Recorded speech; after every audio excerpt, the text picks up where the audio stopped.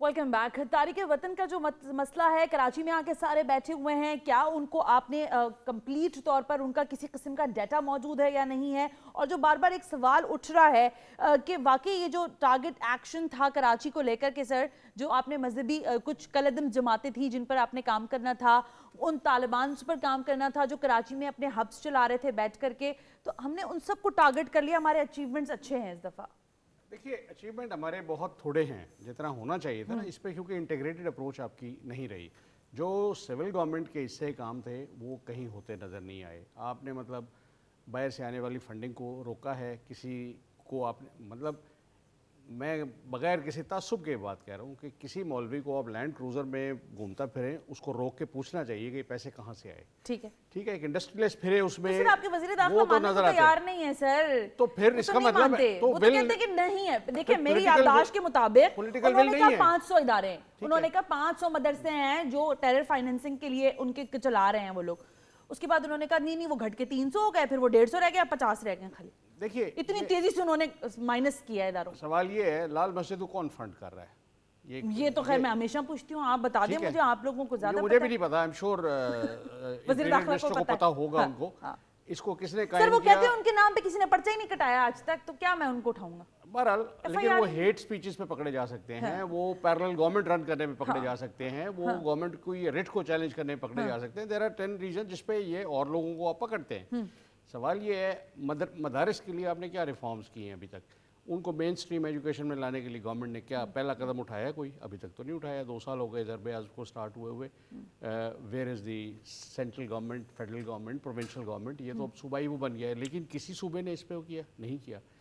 अच्छा, हमारे तो मुल्क के नाम में तजाद है, इस्लामिक रिपब्लिक ऑफ पाकिस्तान, ना आप इस्लामी हैं ना रिपब्लिक हैं, आप इसको सिर्फ पाकिस्तान क्यों नहीं कह देते? ठीक है, इस पे हम बात कर लेते हैं। उस्ताद साहब मुझे ये बताएं, रेंजर्स ही कराची का मुस्तकिल हल हो सकती है अगर के बेहतरी की हमें नतीजे निकले हैं, जैसे कि अभी तक डिबेट में और राव साहब कह रहे हैं वो उस लेवल का ना सही लेकिन निकले जरूर है मुस्तकिल बुनियादों पर, क्योंकि पुलिस तो आपकी काम नहीं करती। अभी आपको 3 दिन पहले की खबर याद होगी, रेंजर्स ने एक पुलिस ऑफिसर को पकड़ा है और करप्शन में पकड़ा है, और वो ले जाके उन्होंने बंद भी करा दिया उनको कि जी जनाब ये साहब जो है करप्ट थे। तो फिर इसका हल क्या है? कराची को कौन ओन करेगा? कराची के लिए बेहतर काम कौन करेगा? देखिए जी, कराची को जो है आप इन आइसोलेशन एनालाइज नहीं कर सकते। कराची जो है वो एक्चुअली, मैंने पहले जैसे गुजारिश की कि वो बहुत ज़्यादा इंटेग्रल है पूरे मुल्क के मजमूई जो हालात हैं उसके साथ। नॉर्थ में जब ऑपरेशन होती है तो वहाँ से लोग कराची आते हैं, साउथ पंजाब में ऑपरेशन होती है तो लोग कराची आते हैं, इवन श्रीलंका में, बर्मा में जब होती है तो वहाँ से भी यहाँ आते हैं। अब मसला ये है कि अनफॉर्चुनेटली एक रियलिटी है कि पिछले कई सालों से, बल्कि शुरू से ही जो सिक्योरिटी है वो हमारी सिक्योरिटी इस्टेब्लिशमेंट के पास रही है। ये सारे मदरसे, ये सारी जो भी ट्रांस बॉर्डर या रीजनल जो ये प्रॉक्सी वॉर्स चलते रहे हैं, हॉट वॉर्स चलते रहे हैं, सिक्योरिटी इस्टेब्लिशमेंट उसमें सारे जितने भी उनके एजेंडाज थे वो चलाती रही है। इंटेलिजेंस एजेंसीज़ के पास सबके डेटाज मौजूद हैं। इस वक्त भी नेशनल एक्शन प्लान हो या यहाँ कराची की हद तक हो, उनके पास सब कुछ मौजूद है। कराची में तो रेंजर्स को मुकम्मल तौर पे इजाज़त है, चलें पॉलिटिकल फोर्सेस को पकड़ने के लिए थोड़ा उनको प्रॉब्लम होती है, लेकिन बाकी इनको तो पकड़ने के लिए कोई नहीं रोका इनको। कायम अली शाह साहब जैसे हैं वैसे नहीं है।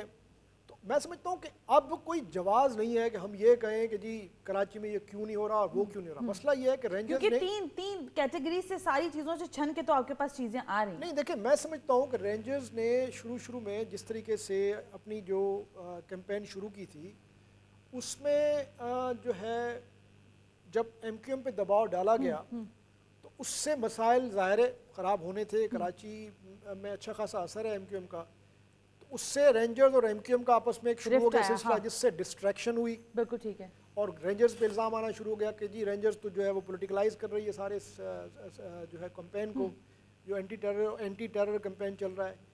अब रेंजर्स ने देखा जाए तो बहुत अच्छा काम किया है।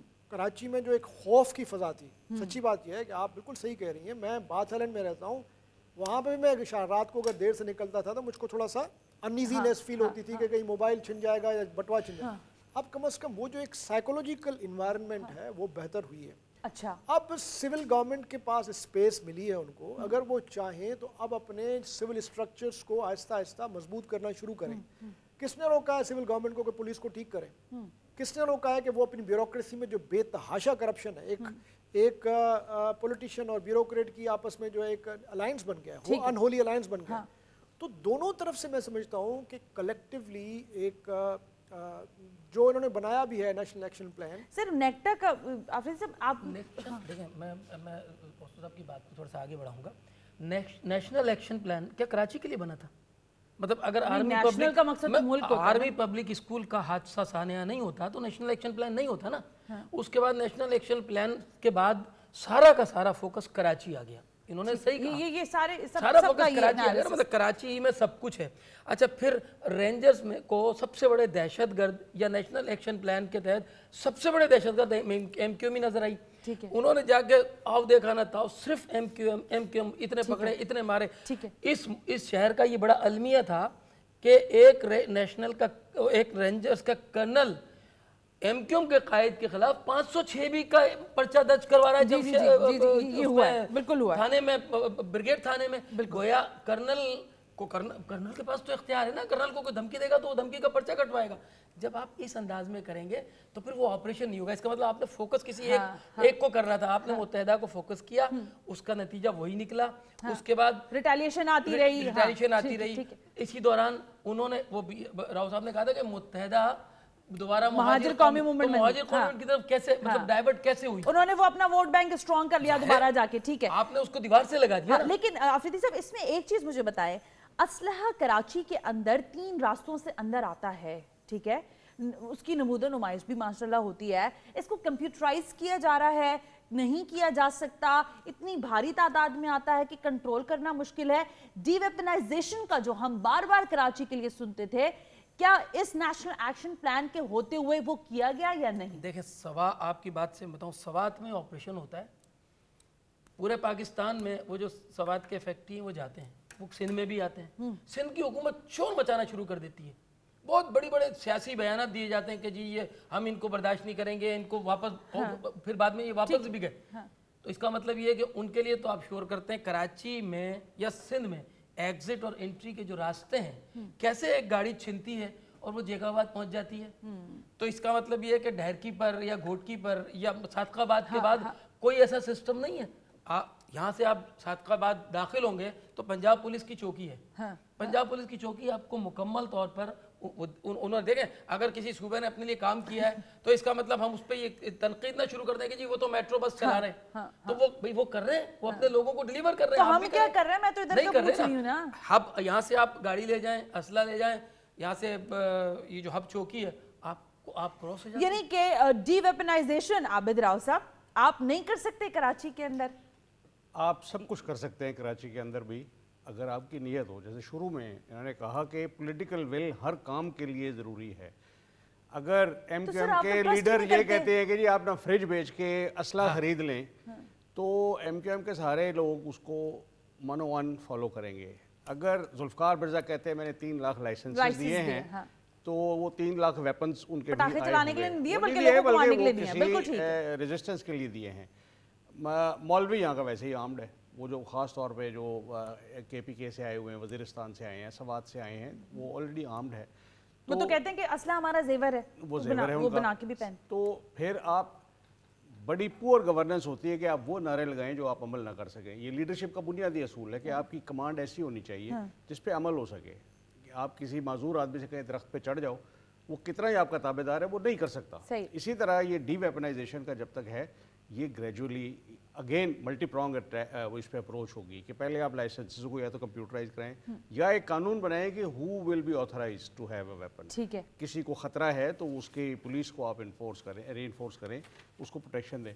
सब तो मतलब आप मुझे बताएं, इस यहाँ पे कराची में पानी का मसला जो सबको अफेक्ट करता है वो ठीक नहीं कर रहे, ट्रैफिक का मसला सबको अफेक्ट कर रहा है वो ठीक नहीं कर रहे, व्हीकल की फिटनेस सबका मसला है वो फिट नहीं कर रहे। आप जैसी बसें पब्लिक की यहाँ चल रही हैं, वो लगता है उनमें से कोई बंदा बाहर गिर जाएगा और आपको खाम खाए कत्ल के मुकदमे में मुलव्वस कर देगा। ठीक है, तो ये आबिद राव साहब आपकी बात के साथ मुझे एक बात जहन में आई है, शाहबूस साहब, ये नए सूबों की बाज़गश्त ऐवान में सुनाई देने लगी है। वो कह रहे हैं कि देखिए बहुत अब तो सब कुछ बेहतर हो रहा है, कराची में डिमांड्स भी आना शुरू हो गई और आपको पता है कि कहीं किसी हद तक वोट पड़े भी हैं शायद इस बात को लेकर, बात नहीं होती इतनी शायद चैनल्स पे आजकल, लेकिन क्या नए सूबों के कयाम से कराची जैसे हब को कंट्रोल करना आसान हो सकेगा, या ये एक मुश्किल टास्क है और इसको अभी आप परे रखें, अभी इस पर बात ना करें? बात यह है कि ये जब पाकिस्तान बना था तो ये जितनी भी जो सूबे हैं ये सारे स्टेट्स थे जी सर, उन्होंने आपके साथ एज ए स्टेट एग्रीमेंट किया था। इसलिए इंडिया की तरह पाकिस्तान के सूबों को तोड़ना जो है वो आपका जो बुनियादी कॉन्ट्रैक्ट है उसका ही जो है दरअसल मैं समझता हूँ कि नेगेशन है। फिर आप एक नया फसाद क्रिएट कर रहे हैं। अच्छा देखिए आपने अगर फ़र्ज़ करें कराची को अलग कर दिया, हाँ सिंध में क्या रह गया बताएं, वो लोग क्या करेंगे? सर लेकिन 2 करोड़ आबादी के शहर को कंट्रोल नहीं कर रहे आपसे आप। डिस्ट्रिक्ट कंट्रोल नहीं हो रही, आपसे छोटा शहर कंट्रोल नहीं हो रहा, हाँ। आप सूबे की बात कर रही हैं। हाँ। जितने देखें सूबे, मसला एडमिनिस्ट्रेटिव नहीं है, मसला यह है कि आपका इरादा क्या है। जो आप चले जाएं अमेरिका में जो कैलिफोर्निया है वो फ्रांस और ब्रिटेन को मिला लें उससे भी बड़ा उनका एक जो है स्टेट है। ठीक है। इस तरह टेक्सास है, क्यूबेक, आप बेतहाशा मिसालें दुनिया में पड़ी हैं जो बड़े बड़े मुल्क हैं, स्टेट्स नहीं हैं। लेकिन बात यह है कि सिस्टम जब पूरे मुल्क में होगा, आइन जो है उसने पूरे मुल्क के लिए एक बुनियादी एडमिनिस्ट्रेटिव, लीगल, फाइनेंशियल एक आपको ब्लूप्रिंट दे दिया है कि ये पूरा मुल्क इसके तहत चलेगा। अब मसला ये है कि एक छोटा सा यूनियन काउंसिल हो या एक बहुत बड़ा सूबा हो, आपको चलाना तो उस सिस्टम के तहत है ना। अब आप एक छोटा सा यूनियन काउंसिल भी नहीं चलाएं जो लग रहा है यहाँ पे, या एक पूरा आप कहते हैं जी केपी बेहतर होता जा रहा है। केपी क्यों बेहतर होता जा रहा है? केपी का भी तो फूटा फूटा प्रोविंस है, बिल्कुल ठीक है। फाटा को आपने अलग किया हुआ है और वो जो इलाके हैं वो अलग किए हुए हैं, पंजाब भी इस तरह। तो मैं समझता हूँ बजाय डिविजन्स की तरफ जाने के हम बेहतर ये है कि यूनिटी की तरफ जाएं। पाकिस्तान को कितनी दफ़ा आपने नुकसान पहुंचाया इस तोड़ने के चक्कर में। पश्तूनिस्तान, सिंधु देश, उसके बाद बहुत से मसाइल, ये मसले इस तरह हल नहीं होंगे। बुनियादी मसला ये है सूबा जो है वो हल नहीं है। सूबे ये तो सिर्फ पॉलिटिकल स्टंट है, क्योंकि ये चाहते हैं कि जी इस तरह की बात करके अपनी जो कॉन्स्टिट्यूएंसी है उसको अपना जो है वो असाज रखना है, उसको बेहतर तरीके से जो है इमोशनली इंटैक्ट रखना है। कोई वक्त होता है एमक्यूएम बोलती है कि नहीं जी पाकिस्तान में हमारा बका है, फिर कहते हैं नहीं जी अब इस मुल्क में तो पता नहीं हमारा क्या फ्यूचर होगा, अब मुहाजिरी बनना पड़ेगा, वापस आना पड़ेगा, हथियार खरीदने पड़ेंगे। देखें बुनियादी आदमी अपनी अपनी जगहों हर से आदमी, पीपल्स पार्टी का भी वही हाल है। जब पीपल्स पार्टी पे डंडा पड़ता है मालूमात तो के वो सिम कार्ड मुताबिक इस्तेमाल करते हैं। 1951 में इकोनॉमिक सर्वे किया गया कराची के अंदर, उसके बाद नहीं हुआ इकोनॉमिक सर्वे उस लेवल का। भुट्टो और परवेज मुशर्रफ के दौर के अंदर कराची में तरक्की हमने होते हुए भुट्टो साहब के वक्त में भी देखी गई और परवेज मुशर्रफ साहब के वक्त में भी।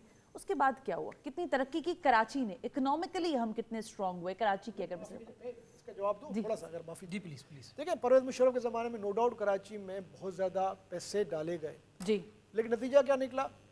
उस ज़माने में जो एथनिक डिवाइड्स पैदा शुरू हुए, उस ज़माने में जो मिलिशियाइजेशन शुरू हुई, जब आपने एक पार्टी के हवाले शहर कर दिया at the cost of exclusion of others, उसके बाद आपने देखा कि आज तक कराची में जो ये फसाद, हज़ारों लोग मर रहे हैं।